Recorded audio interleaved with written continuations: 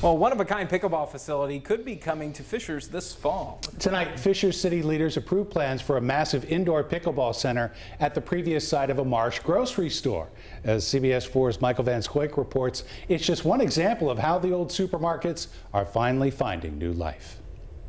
A portion of this parking lot off 116th and Brooks School Road sits fairly empty. It used to be home to a Marsh grocery store that closed 7 years ago. We were okay with waiting 7 years to find the right type of use that really is a complement to the general area around it. Mayor Scott Fadness says 24/7 Dink, a state-of-the-art pickleball center, will be the perfect complement to the area. This location, obviously it needs some life and vibrancy and people here.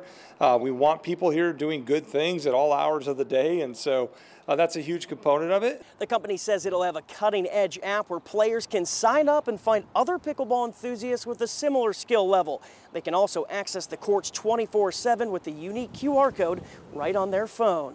This creates that opportunity so that you know when you show up here at 9 o'clock, there's going to be someone that can play at your skill set, or lower or higher depending upon how aggressive you want to be that day. But this isn't the only closed Marsh that now has new signs of life. The Marsh off 116th and Carmel just opened up as a brand new Neiman Harvest Market on Wednesday. And over in Brownsburg, the site of the former grocery chain is now home to a local racing group. When we came into the facility and first toured it, we're like, man, this is massive. It's going to be great, and we could get it for a good price. Mike Marini with HMD Motorsports says this 80,000 square foot facility is a massive upgrade from the team's previous 6,000 square foot headquarters. He says it'll help as the team continues to grow and hopefully take on larger endeavors down the road. HMD currently races in the series just below IndyCar. If you're a young kid moving through karting and you look at IndyCar and you're like, man, I want to do that.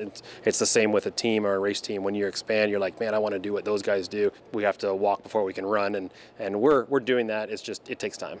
In Brownsburg, Michael Van Scoik, CBS 4 News.